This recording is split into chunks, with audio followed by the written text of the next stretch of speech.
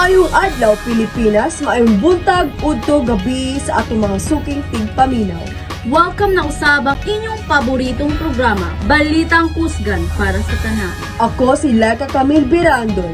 Ug ako si Abigail Sangria, kuyog ninyo sa paghatod sa pinakainit na balita karong adlaw. Paspas nga balita kusog nga linog magnitude of 6.9 ni uyog ang Cebu ug ang tibuok Visayas, kapin 30 ang patay ug dagan pang samaran. Yes, like magnitude 6.9 ang kusog nga linog nga natala dinhi sa Cebu kagabi. September 30 pasado alas 9:59 sa gabi. Ang epicenter nakita sa Cebu, may bayon sa Bugo, Northern Cebu. Ug ang kusog niini nabati sa daghang parte sa Visayas ug Mindanao. Base sa inisyal nga datos, kapin 30 ka tawo ang namatay ug daghan pa ang samdan. Daghang panimalay og building ang naguba, lakip na ang usa ka estasyon sa bumbero nga nabali ang pader. Kasamtangang daghang residente ang nagpabilin sa evacuation centers tungod sa kahadlok sa aftershocks. Nang hitabo usab ang mga landslide o cracks sa kadalanan nga nagpahinabo og pag-block sa dalan padulong sa ubang barangay. Ang lokal nga pangagamhanan nagpahimangno sa tanan nga magbantay og likayan ang mga dapit nga posibleng mukulaps. Padayon ng rescue operation og search sa mga missing persons, ang PHIVOLCS nagpahimangno nga magbantay gihapon sa sunod nga mga aftershocks. Balik kaninyo sa studio. Usa ka insidente na hitabo sa barangay Tubod ug gitawag kini nila og killer curve. Diin na usa ka truck na wadan og brake ug kini na ay mga pasahero nga giila nga mga komprador ug baboy. Salamat anchors. Nahitabo ang aksidente samtang nagpadulong ang usa ka cargo truck kadto sa sentro sa lungsod sa Tubod. Matud pa sa kapulisan, ang maong sakyanan gihong nawadan og preno ug walay kontrol nga midiretso sa dapit din adunay kalihukan. Sa kasamantangan napamatud-an nga 15 katawang namatay ug duha ang kritikal nga naangol tungod sa maong disgrasya. Ang mga biktima kasagaran nga sibilyan ug partisipante sa kalihukan nga giatiman karon sa tambalanan. Padayon ang imbestigasyon sa mga otoridad aron masuta ang eksaktong hinungdan. Samtang nagpadayon usab ang lokal nga mga gamhanan sa paghatag tabang sa mga apektadong pamilya.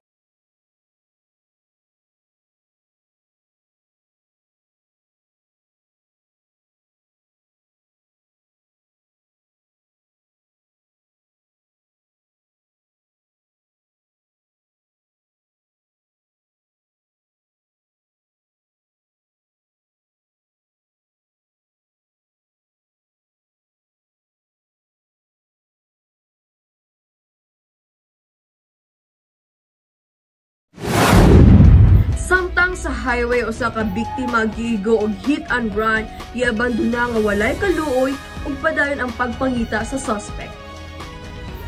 Maayong adlaw sa kaninyong tanan. Naadi ay diri karon sa Panyambunan kung asa naa nang hitabo nga hit and run. Giingon nga naglakaw lang padulong sa tindahan ang biktima sa sayo sa buntag sa kalit nga gibanggaan siya sa motorsiklo.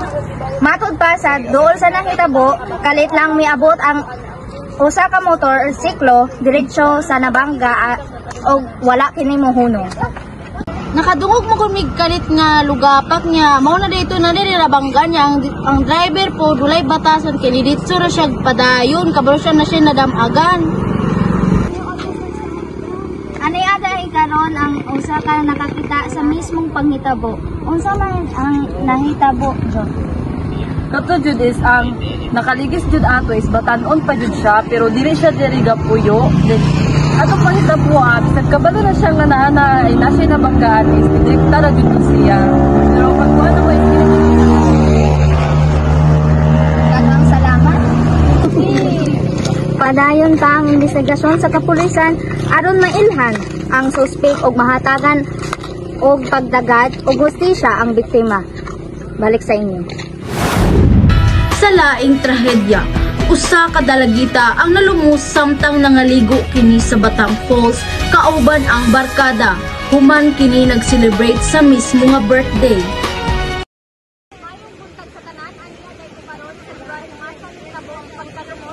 Sa usa ka dalagita kung ang kauban ang iyang barkada.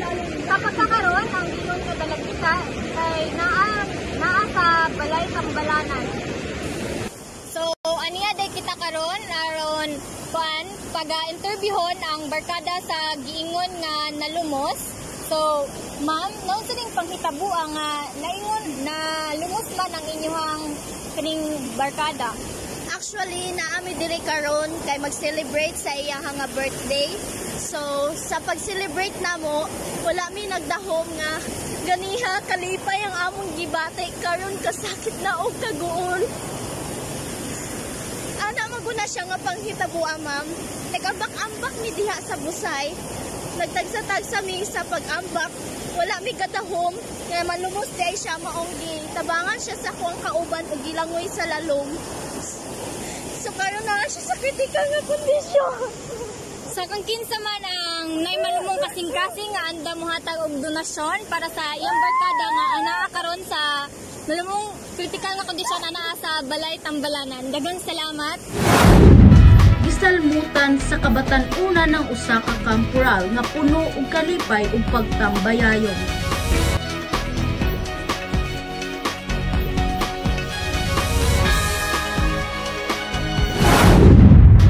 Samtang nagmalampuson ang District Meet 2025, diin gipakita ang kusog ug talento sa mga nakalaylahing estudyante. Ay buntag sa tanan, ani ata karon kung asa mismo giheld ang basketball, natayo sa ka-student ka interviewon from Lion nga school. So, asa ito ngala? Panday, ning Brakin Donik. And then, asa kagikan nga school? Pan Kanggo Bay School. So, imsa imo gibati karon nga ni-appeal ka sa District Meet 2025 na ba kay inspirasyon? Na, pero kano po daw my experience nga kano ba ning pero pod nya. Dula ra enjoy ra ba? Okay. Daghang salamat. Sa kalibutan sa showbiz, nagtrending ang gender reveal sa asawa ni Jungkook na nagdala og kalipay sa mga fans.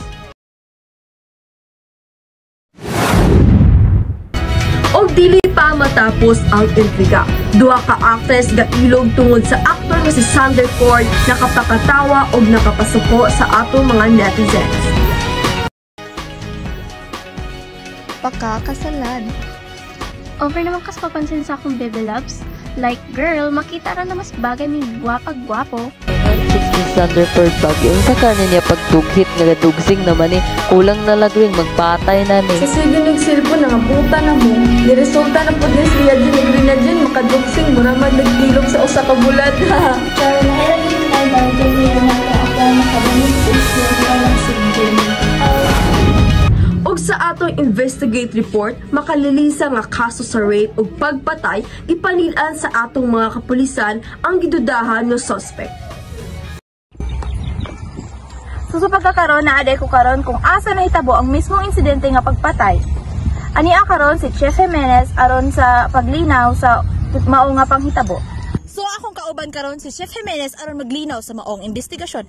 Chef Jimenez, unsa naman karon ang lakaw sa maong investigasyon?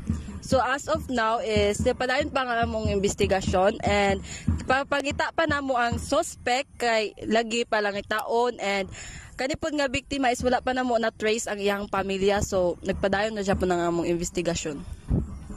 So daghang salamat kay Chef Jimenez.